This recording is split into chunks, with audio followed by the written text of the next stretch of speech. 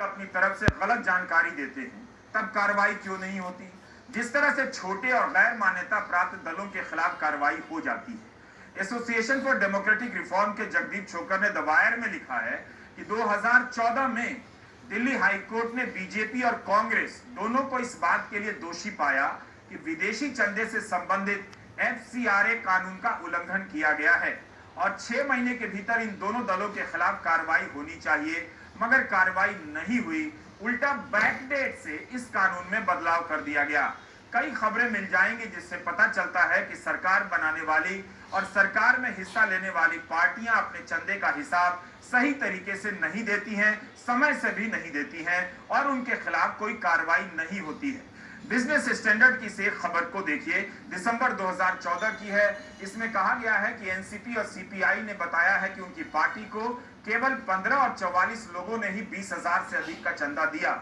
इसी रिपोर्ट में है कि बीजेपी अकेली राष्ट्रीय पार्टी है जिसने 2013-14 में 20,000 से अधिक का चंदा देने वालों की सालाना रिपोर्ट चुनाव आयोग को नहीं दी। एडीआर की रिपोर्ट है कि बहुजन समाज पार्टी ने कह दिया कि उसे 20,000 से अधिक का किसी ने चंदा ही नहीं दिया।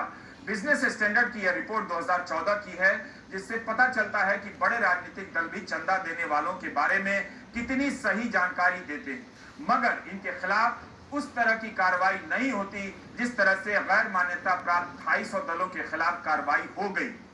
राजनीतिक दल इस समय electoral bond, cheque, digital payment, cash के रूप में चंदा ले सकते हैं। इस चंदे में इलेक्टोरल बॉन्ड का हिस्सा बहुत बड़ा हो चुका है। इस सवाल को देखना चाहिए। एक समय नियम था कि कोई कंपनी अपने मुनाफे का केवल 7.5% तक ही किसी दल को चंदा दे सकती है और जिसे चंदा दिया जाएगा उसका हिसाब कंपनी अपने बही खाते में दर्ज करेगी। सरकार ने इस नियम को बदल दिया, 7.5% की सीमा समाप्त कर दी गई और यह प्रावधान भी हटा दिया गया जिसके तहत किसी कंपनी को बताना पड़ता था कि किस दल को कितना चंदा दिया गया है। यहां याद करने की जरूरत है कि इलेक्टोरल बॉन्ड का कानून आया कैसे, उस समय की आपत्तियों को कैसे नजरअंदाज किया गया। इस संदर्भ में हम 27 नवंबर 2019 के प्राइम टाइम का एक हिस्सा दिखाना चाहते हैं।